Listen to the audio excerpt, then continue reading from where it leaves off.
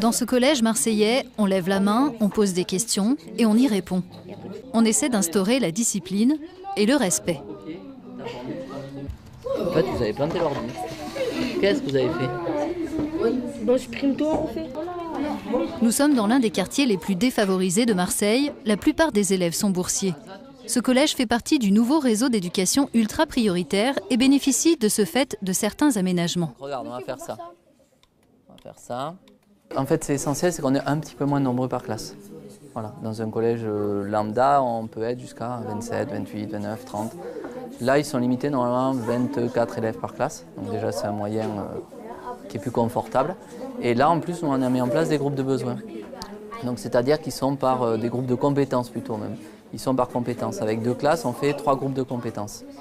La mise en place de l'éducation prioritaire date de 1982 et visait à donner plus de moyens aux écoles des quartiers démunis. Elle a été révisée à plusieurs reprises, la dernière fois en 2015, quand l'État a redistribué les ressources et privilégié les établissements les plus en difficulté, comme le collège Jean Moulin. Avant la réforme, on avait 40% d'élèves qui réussissaient leurs examens, à peine 50% d'élèves qui allaient au lycée. Maintenant, on a 70%, 70 voire plus les bonnes années d'élèves qui réussissent leur examen, et on a 100% d'élèves qui vont au lycée, certains en général, d'autres en professionnel. Donc, le fait d'avoir ces moyens complémentaires en enseignement prioritaire, plus l'implication, la réflexion des équipes sur des méthodes pédagogiques innovantes, permettent d'améliorer le parcours scolaire des élèves. Mais ces bons résultats ne doivent pas occulter la situation dramatique de l'école française.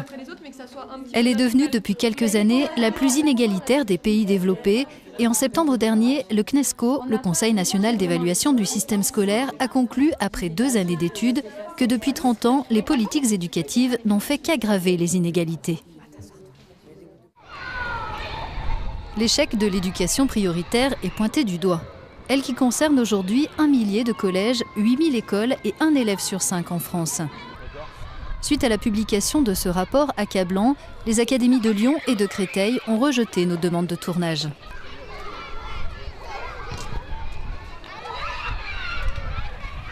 Comment la France peut-elle avoir le système éducatif le plus inégalitaire des pays de l'OCDE? Nous sommes ici dans l'un des quartiers les plus pauvres de la région parisienne et ici aussi, nous n'avons pas été autorisés à filmer dans cette école. Sa directrice a accepté de nous parler à l'extérieur.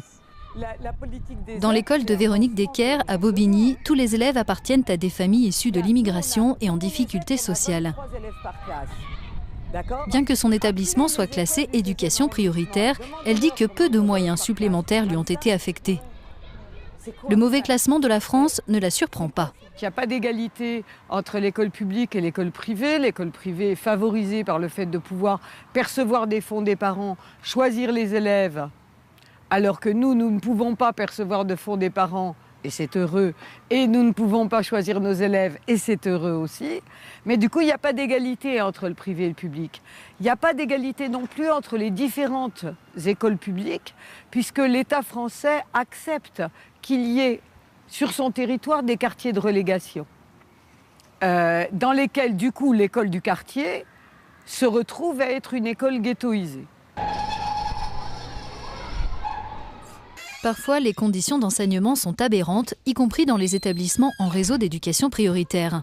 Coucou, ça va les garçons? C'est le cas du Collège République, également à Bobigny, où l'un des fils de Laurence Blin est scolarisé.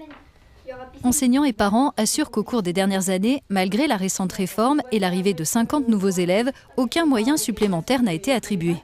Laurence Blin et d'autres parents ont saisi le défenseur des droits pour dénoncer une rupture d'égalité des usagers subie par leurs enfants. Non, mais la semaine prochaine. D'accord. C'est un gros problème, le non-remplacement des professeurs, puisque mon fils en 6e, pendant tout un trimestre, il n'a pas eu de prof d'anglais. En 5e, à chaque fois le premier trimestre, pas de prof d'histoire géo. Voilà. Et pendant 2 trimestres, pas de prof, toujours en 5e, pas de prof d'art plastique. Et là, quasiment le premier mois, en 4e, sans prof de SVT. Voilà. Donc c'est énorme, c'est énorme. Là aussi, en termes de réussite, comment on veut que les enfants de collège où il y a de tels manques, en fait, ils puissent avoir le même niveau que ceux qui ont des profs des années entières, quoi. Nathalie Mons, présidente du CNESCO, a dirigé le rapport publié en septembre sur les inégalités sociales à l'école. Elle relève ces inégalités dans les ressources à disposition des élèves, dans leurs résultats, leur orientation, leur diplôme et même leur accès au marché du travail.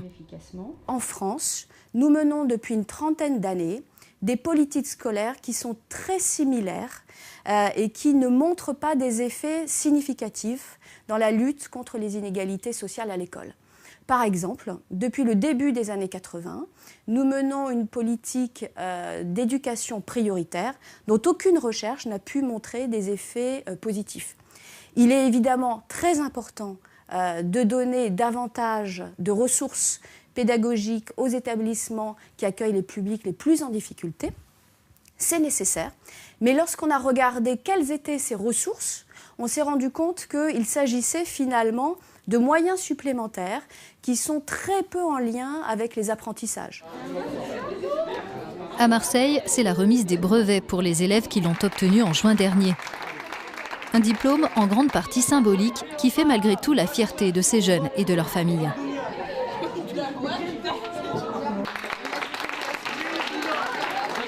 À l'image des progrès de ce collège et de ses élèves, le CNESCO salue quelques orientations encourageantes, comme les heures consacrées au travail en petits groupes dans le secondaire, mais il insiste sur la nécessité d'une politique volontariste de mixité sociale à l'école. La France, l'école française, n'est plus véritablement un ascenseur social. Et donc, il faut à tout prix casser ça. C'est-à-dire qu'il faut redonner, comme le demandent les familles, comme le demandent les élèves, il faut redonner confiance à l'école.